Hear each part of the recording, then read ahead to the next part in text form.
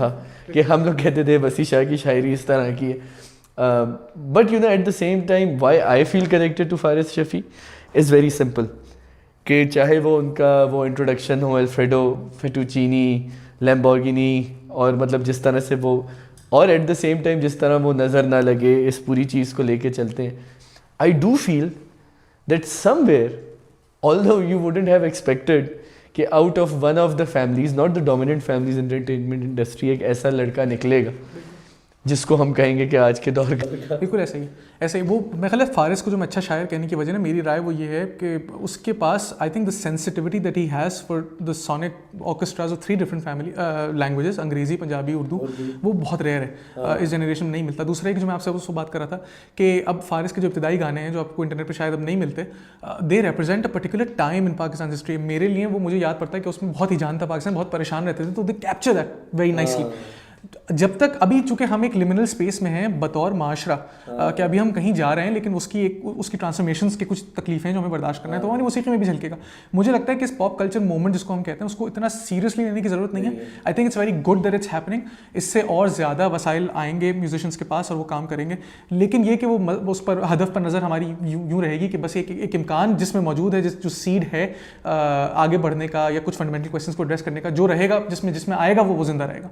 लेकिन मिसाल के तौर पर मैं एक एल्बम का नाम आपके सामने लेता हूँ जो ज़्यादा से पहले नहीं आई थी, साउंड्स ऑफ कराची एक बैंड है, हाँ, उनकी एल्बम थी इल्हाम। बेशक सुनने वालों ने शायद उसका नाम भी ना सुना। वो एल्बम इन सवालों को एड्रेस करती है बहुत तरीकों से, उन्होंने कोशिश की है, लेकिन क्या वो लोगों ने सुना? नहीं। तो हालांकि they also came on Coke Studio, बारी came on Coke Studio, but it come back to the original question, आप म्यूजिक क्यों कर रहे हैं? क्या आप आसूदगी के लिए कर रहे हैं ज़ाती, क्या आप किसी मकसद के लिए कर रहे हैं? क्योंकि वो एक और मैं ख़ाली इस पर ख़त्म करता हूँ बात को। इफ्तिखार आरिफ जो हमारे बहुत मायना शायर हैं, उन्होंने मुझे सुनाई थी बात, मुझे बड़ी अच्छी लगी है तमसील। उन्होंने कहा देखो रशियन लिटरेचर में एक ट्रोप है, नाइटिंगेल्स फीवर कहते हैं उसको। उसका मतलब ये है कि एक बुलबुल है, उसका काम है, उसकी फितरत ये है कि वो गाए। ठीक है। अब कोई जंगल में सुन रहा है या नहीं सुन रहा, इससे बुलबुल को कोई सरोकार नहीं है, उसको गाते रहना क्योंकि उसकी फितरत में गाना है। तो वो कहते थे किसी भी शायर या अदीब, किसी भी आर्टिस्ट के लिए सबसे अहम चीज़ ये है कि भाई अगर तुम्हारी फितरत में है इजहार, तो तुम इजहार करो, बाकी चीज़ें छोड़ दो। जो मैं आपसे बात उस वक्त कह रहा था कि हमारे बैंड्स शिकायत करते हैं कि भाई हमें जो है वो मकाम नहीं मिलता, या हमारे आर्टिस्ट के मकाम नहीं मिलता जो मिलना चाहिए। बड़े आर्टिस्ट शिकायत करते हैं। क्या मकाम आपको मिलना चाहिए? आपकी जो मैं पैदाइश उस दिन क्या मुल्क में वैसे काम नहीं होता, उस दिन छुट्टी देते हैं पाकिस्तान में, पब्लिक हॉलीडे। अब कोई बैंड अगर 30 साल मिसाल के तो पाकिस्तान में रहा या 35 साल, उसने उन 35 साल में 5-6 एल्बम्स किए, कुल मिला के 50-60 गाने बनाए। 50-60 गाने क्या होते हैं? आप मवाजना कर लें किसी भी मिड टियर बैंड का पाकिस्तान से बाहर ममालिक में जहाँ पे बैंड कल्चर है, तो वो तो कई डजन्स ऑफ एल्बम्स कर चुके होते हैं। अब इसका काउंटर आर्गुमेंट वो आपको ये दें कि भाई पाकिस्तान में चूंकि वसाइल नहीं है, इंफ्रास्ट्रक्चर हम कैसे करें? तो नुसरत अली खान ने कितनी एल्बम्स की थी अपनी ज़िंदगी में? कितनी कर चुके हैं? वो तो मैं ख्याल 400 कुछ क्रॉस कर चुके हैं। तो वो कैसे करना है?